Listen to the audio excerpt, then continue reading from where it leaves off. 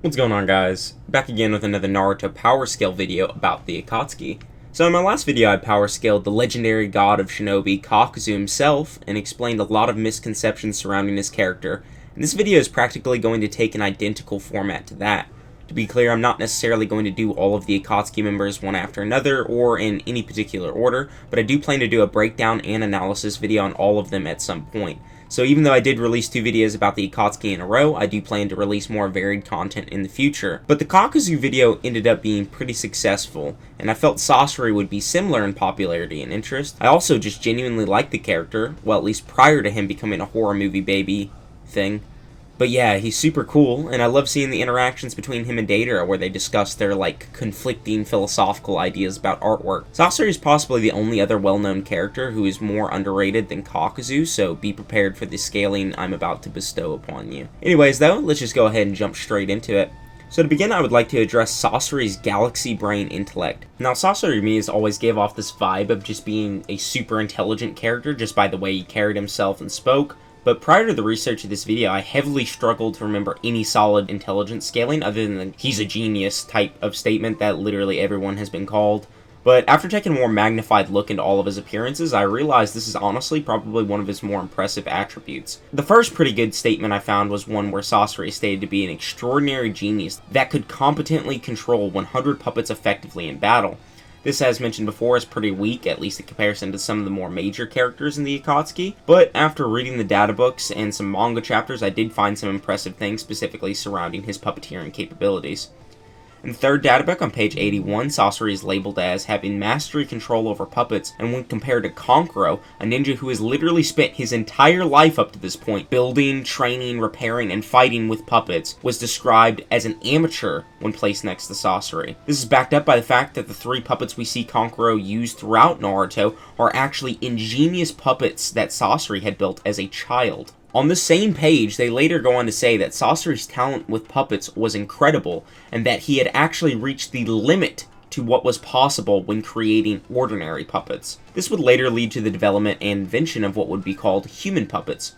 Human puppets themselves are incredibly complex as they require the user to remove all the internal organs and preserve the body to prevent decomposition, whilst also adding in weapons and defenses into the binding of the puppet itself. Sasori is even somehow able to maintain the chakra of these human puppets from their previous life, so he just has some kind of advanced variation of embalmment, I guess. This concept was unbelievable to the greatest puppet master outside of Sasori, Lady Chiyo, who had never seen anything like what Sasori had created, despite the massive amount of experience Chiyo had spent with not only puppets, but life in general.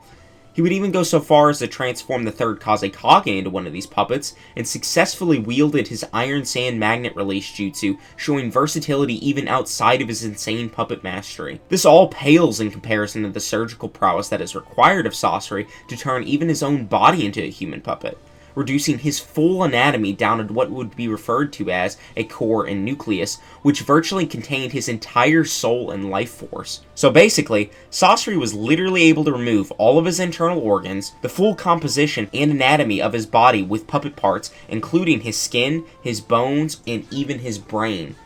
Somehow he managed to do this all while maintaining complete functionality over his body.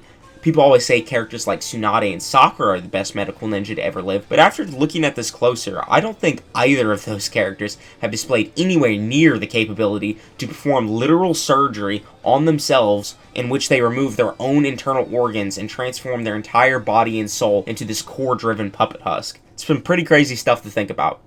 This is probably the most impressive thing Sasori has for intelligence, but there are some more minor things to mention, such as the type and level of poison Sasori is capable of creating. Sasori, during his battle with Kankuro, managed to completely dominate and poison him, which is a skill feat in and of itself, but the more impressive part of this fight comes at the end when Sasori states that the poison affecting Kankuro paralyzes upon contact, and is said by Sasori that it will kill him within 2 to 3 days. This poison was so deadly that even the entirety of the Sand Village's medical ninja corps was unable to heal him without outside help, including Lady Chiyo, who is one of the most knowledgeable poison users in the entire series. Lady Chiyo herself is so adept in her knowledge of curing poison that she was even able to craft an antidote for the legendary Hanzo of the Salamander's poison. Hanzo's poison was so insanely lethal that he could kill people by simply breathing on them. Hanzo himself actually had a natural resistance to poison due to being embedded with the deadly salamander poison as a child, but if the situation ever occurred where his own poison sac is penetrated, it would even be too deadly for him to withstand. So keep in mind how deadly Hanzo's poison is on its own. Chiyo was able to cure that same poison, possibly mid-fight, yet cannot do anything with the help of the entire Sand Village to Sasori's poison. Pretty insane stuff. Anyway, that'll probably do it for intelligence, so we'll just go ahead and shimmy over to the Sasori's overall attack potency and power. Obviously, Sasori is not really known for his absolute raw strength, and for good reason. He looks like a prepubescent tween. Sasori is a puppet-styled fighter who lets his wooden machines of beauty do the work for him, but it's actually within these puppets that I'll be discussing the attack potency of some of the abilities he possesses. For starters, Sasori was able to pierce Sakura during his battle with both her and Lady Chiyo with one of his puppet blades. Sakura herself is a ninja who obliterated a massive boulder with one shot, something that surprised both Guy and Kakashi. Kakashi was actually planning on setting up an elaborate array of explosives to blow it open, only for Sakura just to run up and annihilate it. The reason this is impressive is because of Newton's third law of motion, which you have definitely heard of at some point. For every action and force, there's an equal and opposite reaction. This means Sakura's body is having to withstand the same level of force she is outputting, which is around 28 tons or city block level plus. This feat is potentially more impressive as well due to Kakashi being visibly shocked by her power, so it is possible to place Sakura above early Part 2 Kakashi. There is also another statement made by Lady Chiyo that Sakura possesses the brute strength of Tsunade, which makes Sasori's feat far more impressive than most people probably give him credit for. Another good strength feat comes in the form of Sasori's Kazikage puppet, which I will cover here in a second. During the Chiyo fight, Sasori dismantled all of Chiyo's puppets in rapid succession, but was briefly outwitted and had his Hiroko puppet smashed to bits. Soon after this, Sasori summons his third Kazikage puppet, which he then sends to assault Sakura. Chiyo quickly reacts and grabs the Hiroko's tail and uses it to block Sasori's attack, which results in the third Kazikage shattering it. This is a more skeptical line of scaling, but basically it is well known that Sasori rarely revealed his interior body and basically hid behind his favorite puppet, the Hiroko. This indicates that Sasori consistently fights and performs inside of this shell, and it is later described by Chiyo that the reason he uses the Hiroko shell is not for offensive reasons, but rather as a defensive wall to protect himself in close combat. Why is any of this impressive though? Because Sasori has fought alongside Deidara, presumably within the Hiroko puppet, and Deidara actually considers Sasori stronger than him. Now it is possible that Deidara may have seen his other puppets, but as established earlier, Sasori consistently fights inside of Hiroko. This is supported by Kabuto, who despite being an extremely close agent and literal spy for Orochimaru, has never seen the face of Sasori, nor has Orochimaru, who used to be his partner in the Akatsuki. So this means that Deidara is probably saying Sasori is stronger than him, simply based off of his Hiroko puppet alone. Deidara himself is an Akatsuki member capable of fighting and beating Biju and Jinchuriki. Deidara has destroyed the Three Tails single-handedly and fought well against Gaara, so for Sasori's Hiroko puppet to be considered stronger than Deidara, as well as the fact his third Kazikage puppet can break through Hiroko, is super impressive. This is not the best scaling for Sasori's strength either, as he murdered and captured the third Kazikage easily.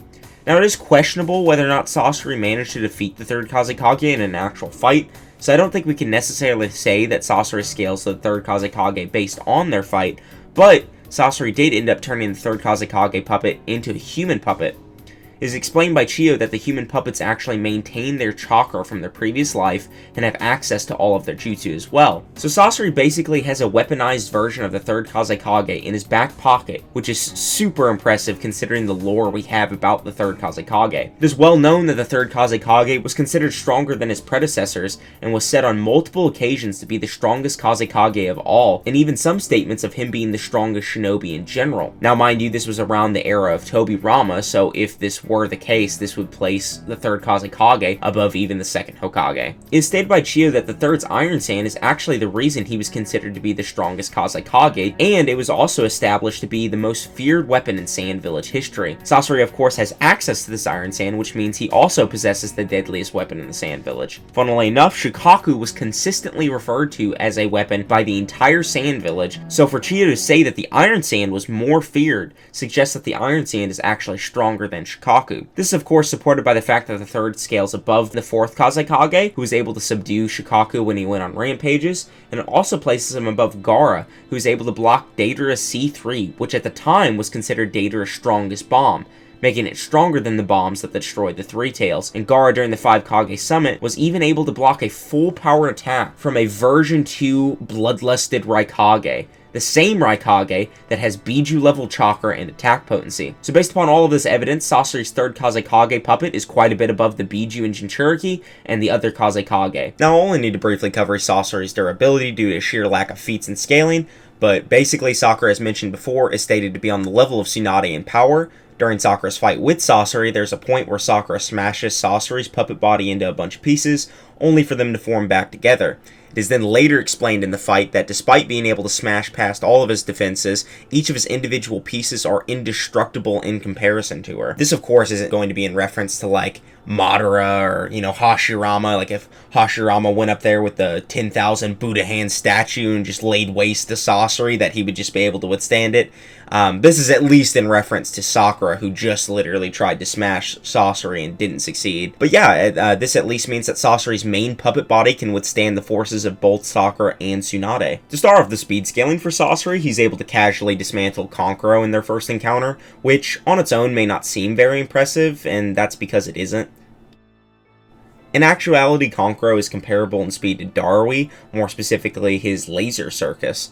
During the 5 Kage Summit, Darui and Kankuro fire their attacks simultaneously at Sasuke, and both Kankuro's Secret Red Technique Puppet Triad and Darui's Laser Circus reach their destination at the same time, which displays equal or at least relative speed. In the 4th data book, the Laser Circus is a lightning-style ninjutsu that creates and manipulates light rays into long-ranged laser beams. Since these beams are literally stated to be light rays, I think it's safe to assume that they move at the speed of light. This feat also potentially places Sasori above both Edo Ginkaku and Kinkaku, as they were both tagged by the Laser Circus during the war. This also leaves room for Sasori's potential speed to be insanely above what most people would probably ever consider to be reasonable, due to the fact that Kinkaku and Ginkaku have fought Tobirama on 2 separate occasions. The first encounter ending in both the second Raikage and Tobirama to be severely injured and nearly dead, and in the second encounter, both Kinkaku and Ginkaku and their squad actually murdered Tobirama.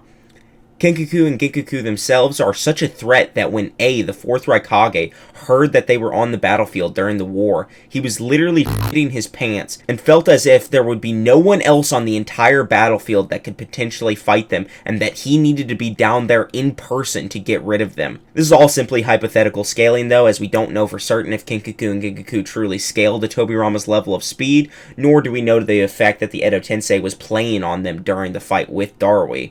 I would actually delve into Tobirama scaling, but it's a bit far off topic, and I plan on making a video on him at some point in the future anyway, so there's really not much need to reveal it all here. Another impressive feat is Sasori simply scaling above Old Lady Chiyo, who is excruciatingly underrated as well, especially when considering her speed. She has fought on par with the legendary Hanzo the Salamander multiple times in the past. Hanzo is easily relative if not superior to Mifune, who can perform the light speed slash, which, as the name implies, slashes at the speed of light. Light speed scaling is not the limit to what she was capable of either. Even as an Edo, Chiyo dodged a Rasen Shuriken from the Kurama Chakra mode Naruto during his fight with Kimimaro. This is impressive for a multitude of reasons, because the Rasen Shuriken was able to outspeed the Laser Circus directly at one point, which again supports faster than light Sasori. Lastly, and possibly the best scaling for Sasori occurs during Naruto's first meeting with both Deidara and Sasori at the Akatsuki hideout. During the beginning of this confrontation, Kakashi tells a QB-enraged Naruto that if he tries to engage Sasori that he would die. Later on, he and Kakashi are shown keeping up with Deidara and his bird. This is impressive because Deidara is able to dodge Gaara's sand. As shown earlier, Gaara's sand was also able to travel alongside the Laser Circus, which once again is consistent with prior showings.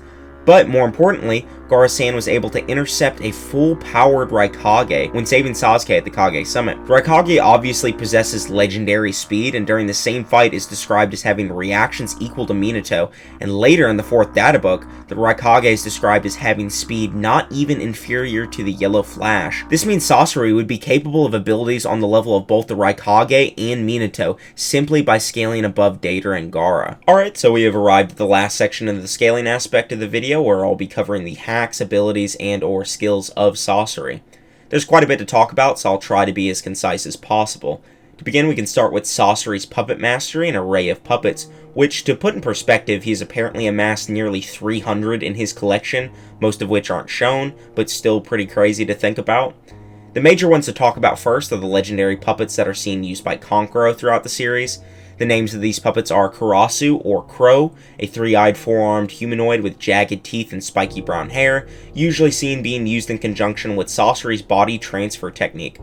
Kuorai, or Black Ant, looks like a bucket-shaped face with 2 sharp red horns and 6 arms, usually seen being used in conjunction with the Crow in the Black Secret Technique Machine one-shot. Kuorai will seal a victim inside of it, whilst the Karasu puppet will separate itself out into numerous blades and stab the victim sealed within. The third and final puppet of the trio created by Sasori is the Sunshao, or Sunshao, can't pronounce it, or Salamander, which surprisingly actually looks like a salamander, unlike the other puppets' names. It has a very large frame and is mostly used for its defensive power. Sasori was able to systematically target and dismantle each of these puppets during his first engagement with Kankuro due to his utilization of each of the puppets' weak points. Sasori is also the creator of the Hiroko Puppet, which I have already talked about in depth, which serves as both a sturdy defensive shield against most incoming attacks, whilst also having multiple offensive capabilities, such as a retractable iron tail, providing offense by stabbing, and defense by rotating around the body. A heavy backshell of armor is a new addition since Chiyo last saw it 20 years ago, and he also added multiple rapid launching Sinbon devices that shoot from the mouth and a torpedo-shaped left arm which also launches shrapnel. This is also a new device Sasori created, but the most important characteristic that is granted from the Hiroko puppet is actually the voice modulator, which allows Sasori to talk in a much gruffer old man tone rather than his boyish, non-threatening timbre. Well, of course. It wouldn't have been much of a trap if they hadn't. What's the matter, Granny Chiyo? Are you so filled with emotion that you can't speak?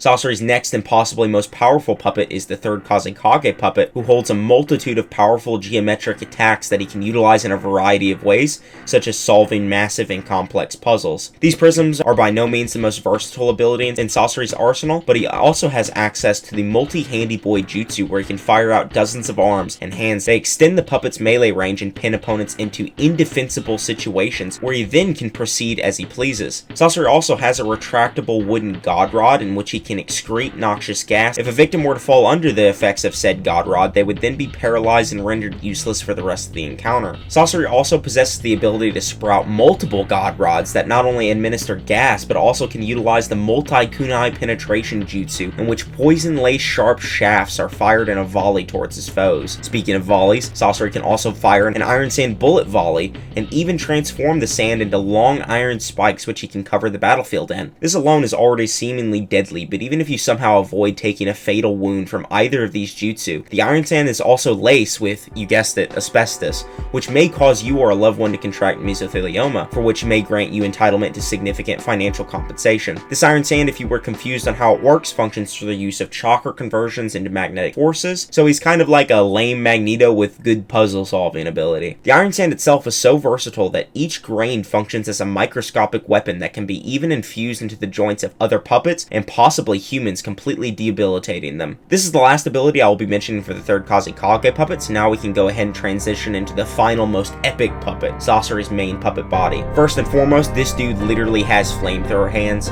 I don't know if it's necessary for me to continue after this, but I guess I will for the sake of cohesion and conversation. He apparently has a 200-foot spool of rope inside of his torso, which he can use to thrust out of his body. The only weakness to this jutsu is that there simply is not enough space within the torso of Sasori to contain all of its awesome power. Even if Sasori is smashed to bits, he can reform himself piece by piece, presumably with some of that Magneto magic shown earlier. A good skill statement for Sasori is when Chiyo summons her legendary Tin Puppet Jutsu. Sasori responds to this jutsu's usage by saying that a puppet master's skill is determined by the number of puppets they can control.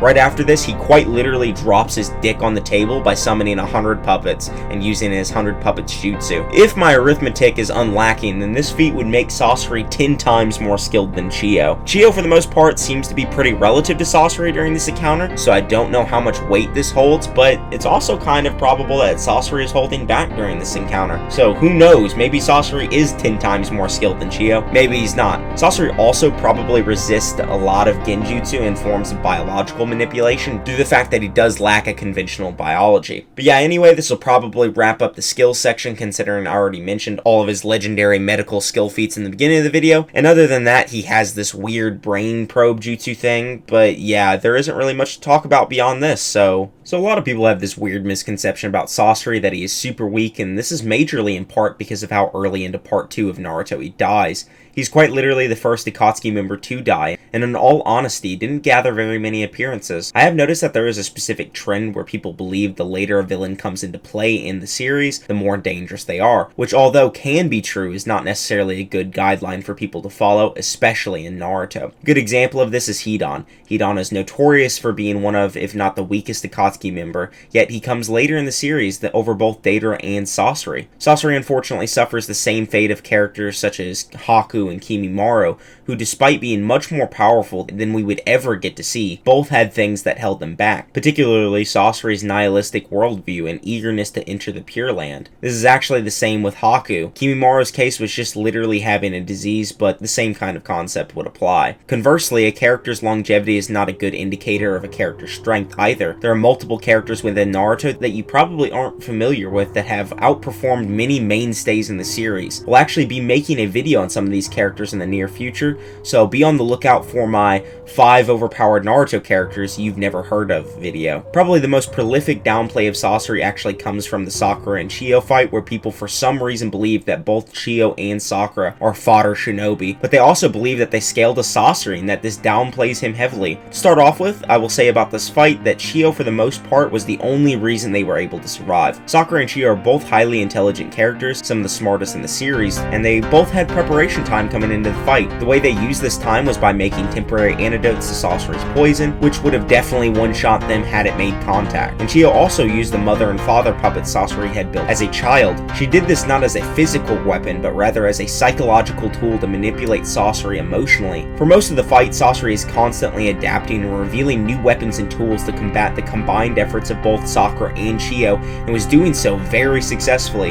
There were multiple times during the fight that had Chiyo or Sakura not planned for prior, they would have surely met their death. For instance, the time Sasori summoned the Iron Sand spikes across the battlefield, he actually cut Sakura's arm, infusing her with his deadly paralysis poison. Sakura of course administered the antidote, but this was only made possible due to the prep time that they had. All in all, Sasori heavily outperformed both of them, not to say that they each didn't have their own moments. There were multiple times during the fight that both Chiyo and Sakura were able to react and defend from Sasori's new abilities on the fly. In the end, the advent of Sasori's demise was not in the hands of his opponents, but at the hands of himself. It is explained by Chiyo shortly after Sasori's death that Sasori had seen the final attack coming, but chose not to dodge it. This of course plays right into the emotionally distraught aspect of Sasori's character that was heavily alluded to throughout the arc. This means that Sasori had been holding back, likely due to his close familial bond with Chiyo. So yeah, Sasori's situation is somewhat reminiscent of Itachi and Sasuke's. The only other thing people try to say to downplay Sasori is by saying he lost to Kankuro during the war arc. For one, Sasori was an Edo Tensei, which does nerf people. I'll be making a video probably on that topic in and of itself. But yeah, he was an Edo Tensei, and even as an Edo Tensei, he still clung to his regrets and grief that he did when he was alive. Sasori is implied by Kankuro to be holding back during that fight as well. And once Kankuro actually brings up that Sasori's puppets and work will forever live on in the shinobi world, Sasori actually seems to come to terms with himself as he has achieved his one true philosophical goal of eternal expression of art. Soon after this, he actually manages to release himself from his Edo Tensei vessel, almost as if his spirit had been laid to rest. This all of course doesn't even mention the fact that he had none of his equipment and was operated under the massive nerf of the Edo Tensei, but yeah, that goes without saying. Anyways guys, that about does it for the video. I hope you all enjoyed it. This one was much more fun for me to write, as I felt like there weren't very many good Sasori videos out there that really detailed the complexity and scaling of his character. Big thank you to both Niarobi and Grim the Fang King for helping me in the creation of this script, and also a big thank you to the guys listed on screen for the help with the research and images you have witnessed within the video. Would it have been possible without them to do it? Yes, of course, but they make it much easier on me, so if you guys see them around, tell them they did a good job. Be on the lookout for future videos. I soon plan to retell the legendary fable, The Fall of Splash, and after that I plan on making the top 5 unknown yet powerful Naruto character list. That's not the title, I just haven't thought of a good name yet. Anyway, I will see you all later. Peace.